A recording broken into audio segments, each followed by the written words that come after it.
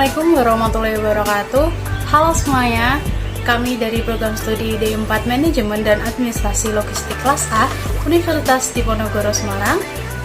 Saya Mutiawati Rosyada dengan NIM 400111320650020 dan teman saya. Hai semuanya, perkenalkan nama saya Cipa Merdani dengan NIM 400111320650012. Di sini kami akan menjelaskan materi terkait Bank Perkreditan Rakyat atau BPR. Let's get it! Apa itu BPR? Jadi BPR adalah singkatan dari Bank Perkreditan Rakyat, yang mana salah satu jenis bank yang kegiatan usahanya secara konvensional atau berdasarkan syariah dan umumnya melayani golongan perusahaan mikro, kecil, dan menengah. BPR juga terdaftar dan diawasi oleh Otoritas Jasa Keuangan. Selanjutnya ada sasaran BPR. Seperti yang sudah dijelaskan tadi, bahwasanya BPR melayani perusahaan mikro, kecil, dan menengah seperti petani, peternak, nelayan, pedagang, pengusaha kecil, dan pegawai. Karena semua sasaran ini belum dapat dijangkau oleh bank umum, serta untuk lebih mewujudkan pemerataan pelayanan perbankan, pemerataan kesempatan usaha, dan pemerataan pendapatan agar mereka tidak jatuh ke tangan retainer. Selanjutnya ada fungsi BPR, yaitu yang pertama ada memberi pengetahuan terhadap masyarakat luas tentang perbankan. Bagi masyarakat yang masih awam tentang sistem perbankan, apalagi untuk mereka yang tinggal di desa, mereka masih memiliki rasa takut untuk menyimpan uangnya di bank. Oleh karena itu, BPR berfungsi untuk memberikan edukasi mendasar pada masyarakat terkait sistem perbankan. Yang kedua ada membuat pemerataan kesempatan untuk membuka usaha. Di era digital ini, banyak milenial yang memiliki ide bisnis yang sangat baru dan juga unik, di mana ide ini ketika akan diwujudkan tentu membutuhkan modal yang cukup. Untuk itulah peran BPR dibutuhkan di sini. Yang ketiga ada mempercepat pembangunan di desa. BPR memang lebih banyak beroperasi di pedesaan. Oleh karena itu, salah satu fungsi yang dimiliki BPR adalah membantu mempercepat pembangunan suatu desa dengan menyelesaikan dana pinjaman desa agar pembangunan di desa ini lebih cepat dan tidak ada yang menjadi desa tertinggal lagi karena kurangnya edukasi tentang usaha. Yang terakhir yaitu menyediakan layanan perbankan. Fungsi ini lebih untuk masyarakat pedesaan yang memiliki lokasi desa jauh dari bank umum yang ada di kota. Sehingga dengan adanya BPR di desa, maka warga desa bisa mendapatkan pelayanan perbankan tanpa harus jauh-jauh ke kota. Layanan perbankan ini bisa berupa tabungan perseorangan ataupun penyediaan layanan pinjaman uang. Kemudian ada produk dalam BPR, yaitu ada tabungan, deposito, dan kredit. Tabungan, untuk tabungan BPR nasabah tidak dikenakan biaya admin saat pembukaan maupun penutupan rekening.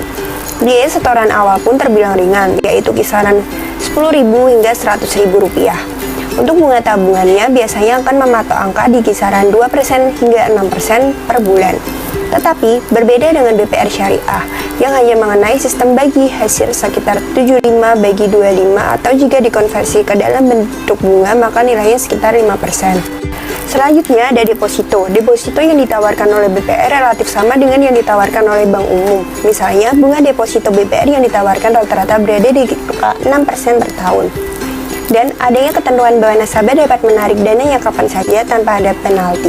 Seluruh pendanaan berupa deposito BPR dijamin oleh lembaga penjamin simpanan atau LPS. Terakhir ada kredit. Secara umum, fasilitas kredit yang ditawarkan BPR adalah kredit usaha, kredit kepemilikan rumah, kredit usaha kecil, kredit kepemilikan tanah, dan kredit multiguna. BPR tentu saja menjadi solusi positif bagi masyarakat, terutama pedesaan yang belum tersentuh bank umum, untuk menghindari perangkap retainer dalam memperoleh akses kredit usaha. Cara mengajukan kredit di BPR. Untuk dapat mengajukan pinjaman pada BPR, terlebih dahulu Anda harus mengetahui beberapa syarat dan ketentuannya.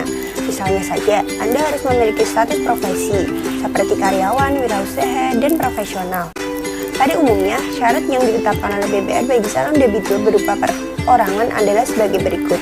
Yang pertama ada fotokopi identitas diri atau KTP, fotokopi akta nikah bagi yang sudah menikah, fotokopi kartu keluarga, fotokopi buku tabungan atau rekening koran yang harus diterbitkan di hadapan pihak bank tempat calon debitur menabung selama 3 bulan terakhir.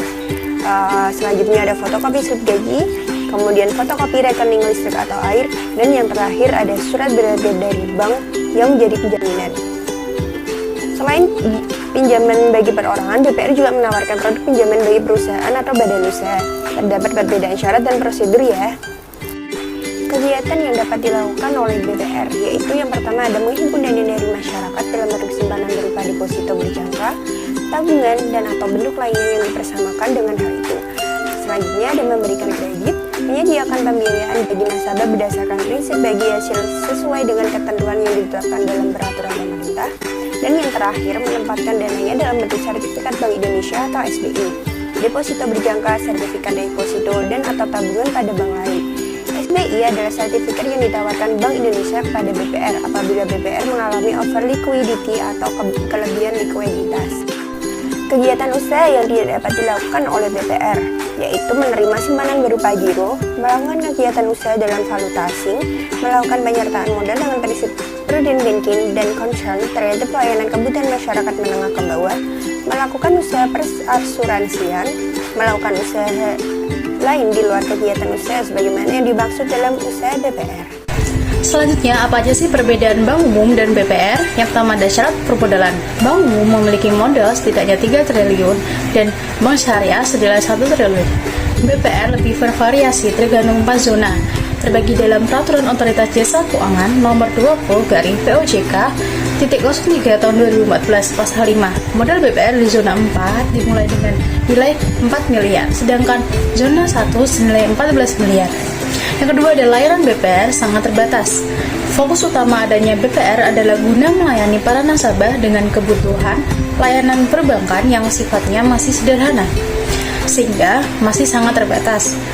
Contohnya adalah membuka tabungan dan melakukan pinjaman kredit dan lain sebagainya. Sedangkan untuk kegiatan bank umum cukup kompleks, seperti giro, falas, dan asuransi, yang kegiatan tersebut tidak bisa dilayani oleh BPR. 3. Ada aktivitas usaha BPR dan bank umum berbeda. BPR mampu melayani keperluan nasabah dalam hal simpanan berupa deposito berjangka, tabungan, dan atau bentuk lainnya, seperti layanan kredit, pembiayaan, dan penempatan dana. Sedangkan pada bank umum, mereka masih dapat melayani seluruh kegiatan BPR dan layanan lainnya, seperti menerbitkan surat terhadap pengakuan hutang. Yang keempat, layanan kredit dan simpanan di bank berkreditan rakyat dan bank umum berbeda. BPR tidak menyediakan simpanan giro dan kredit yang disediakan hanya sebagai kredit tanpa anggunan. Sedangkan untuk bank umum melayani kredit dan simpanan yang lebih lengkap dan juga lebih kompleks. Seperti berikut ini, kredit yang sifatnya konsumtif seperti KTA, kartu kredit properti, dan kartu kredit kendaraan bermotor. Perbedaan yang terakhir yaitu jangkauan wilayah. BPR sendiri memiliki jangkauan wilayah kabupaten, berbeda dengan bank umum yang tidak terbatas. Adanya jangkauan wilayah layanan BPR sesuai dengan tujuan pendiriannya, sehingga kantornya lebih sederhana dibandingkan kantor bank umum. Selanjutnya, strategi dan upaya dalam pengembangan BPR. Yang pertama ada sistem pengaturan dan pengawasan. Penyempurnaan pengaturan dan pengawasan diarahkan pada risk-based supervision dengan menyempurnakan ketentuan mengenai prinsip kehati-hatian.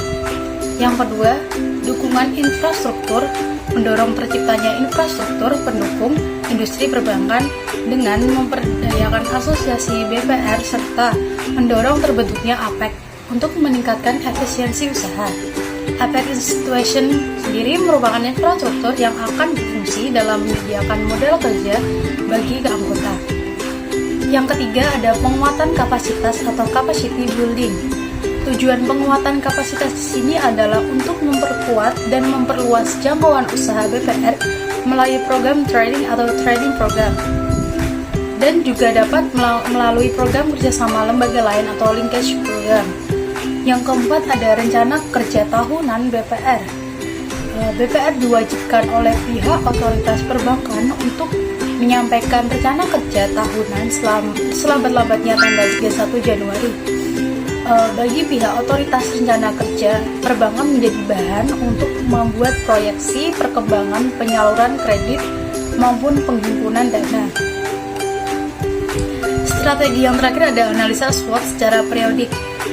Untuk memungkinkan BPR mengetahui faktor internal seberapa besar kekuatan yang dimiliki dan kelemahannya, serta mengetahui faktor eksternal seberapa besar peluang dan ancaman yang dihadapi, maka BPR harus memiliki penguasaan hal-hal seperti memahami laporan keuangan, memahami faktor-faktor penggerak pendapatan maupun beban, memahami analisa rasio-rasio keuangan terkait dengan penilaian tingkat kesehatan bank, serta memahami peraturan-peraturan yang berlaku, misalnya ketentuan permodalan dan kualitas aktiva produktif. Selanjutnya, kepemilikan BPR. Yang pertama, BPR hanya dapat didirikan dan dimiliki oleh warga negara Indonesia, badan hukum Indonesia yang seluruh pemiliknya adalah warga Indonesia. Pemerintah daerah atau dapat dimiliki bersama antara warga negara Indonesia. Yang kedua, BPR berbentuk koperasi. Kepemilikannya berdasarkan ketentuan dalam UU tentang perkoperasian yang berlaku. Yang ketiga, BPR yang berbentuk hukum perseroan terbatas, sahamnya dapat diterbitkan dalam bentuk saham atas nama. Yang keempat, perubahan kepemilikan BPR wajib dilaporkan kepada Bank Indonesia. Yang terakhir, merger dan konsolidasi BPR serta akuisis BPR wajib mendapat izin merger keuangan sebelumnya setelah mendengar pertimbangan Bank Indonesia dan ditetapkan peraturan pemerintahan.